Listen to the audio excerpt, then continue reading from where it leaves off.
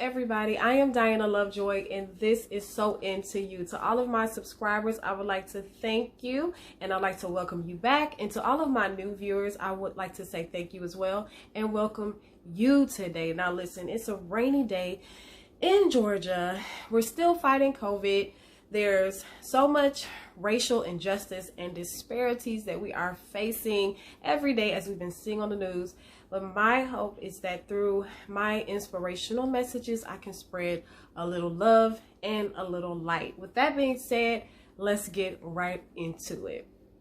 If you were to see a sign that said toxic area or toxic waste or toxic fumes, you would stay away from that area, because you would understand that if you ingested any of those fumes, if you took in any of those toxins, if you inhaled any of that waste, that it could cause potential harm and risk to your body. You would also understand that the more you took in, the more damage it will cause. Well, it is the same way with toxic people. When we allow toxic people into our areas, into our spaces, into our hearts, into our minds, into our spirits, into our bodies, into our lives, they are going to cause harm.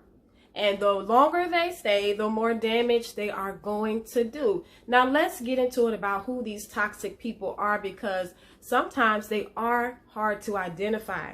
Why is that? Because a lot of the toxic people in our lives are most often, unfortunately, the people that are closest to us. So these could be family members that are toxic to us. These can be our so-called friends. And sometimes they're our church members. Sometimes they are our co-workers, right?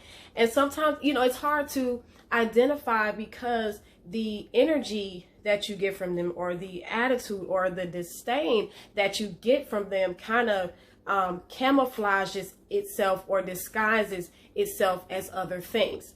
So with that being said, let's get into the definition of what toxic is. Okay. Now, in my opinion, there are various definitions of what a toxic person could be or represent in our lives. But just generally speaking, it would just be a person that does not serve you well, right? So this could be someone who has shown behaviors of disloyalty. They are dishonest. They are not trustworthy. They are inconsistent. They are not supportive.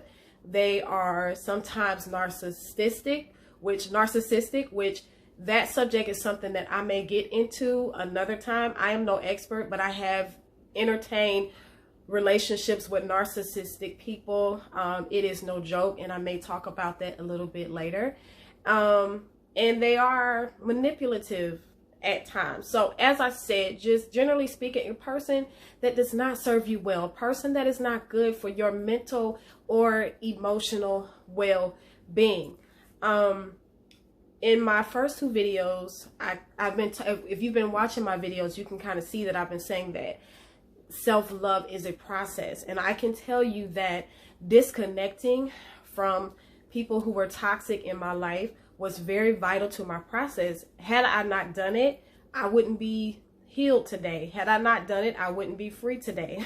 Had I not done it, I would not be sitting in this chair talking to you. So I want to encourage you that, if any of the people around you are displaying any of those characteristics that I just listed before, that may be a relationship or some relationships that you may want to reconsider. You ultimately want to surround yourself with people who are like-minded. If you are a dreamer, you want to surround yourself with other people that are dreamers, so that when you share your biggest dream, they don't laugh at you, but they encourage you. They agree with you. They make you feel as if it's something that you would be able to accomplish.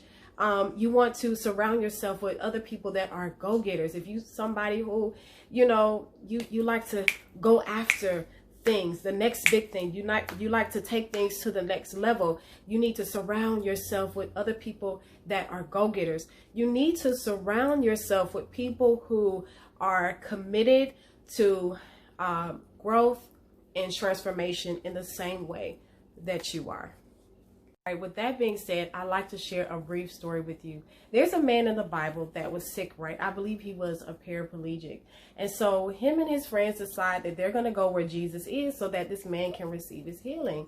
Well, the problem is once they get there, they cannot get in. I imagine that this place is like crawling with people on the inside and the outside because, as I said, they could not get in. And I like this story because it could have ended there, but it didn't.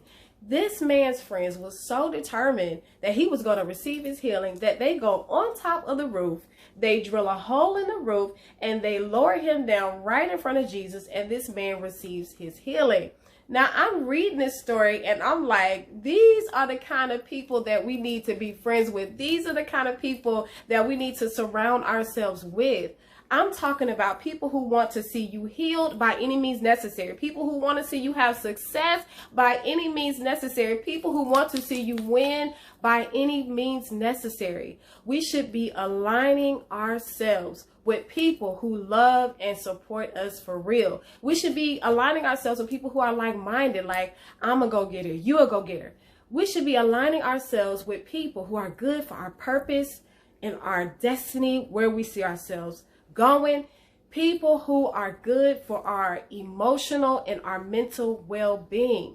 Now, I will be honest with you guys. I have entertained friendships that where I love the person so much with all my heart, but I knew that if I wanted to see any kind of progress and I wanted to get the healing that I knew I needed and deserved, that I had to let go of that connection. So I understand how that feels. But I promise you, like, the minute that I made it up in my mind that, okay, this is something that I have to let go, I then made room for better. I made room to establish relationships that were like healthy and good for me. So I just want you to keep that in mind. If you haven't heard anything else that I have said today, just know that if love, loyalty, respect, and honor are not being reciprocated in a relationship or a friendship, as I said before, that may be a connection that you need to reconsider. I am Diana Lovejoy. Tune in with me next week. If you like this video, hit like, subscribe to my channel. This is so into you. I'll see you next week. Peace.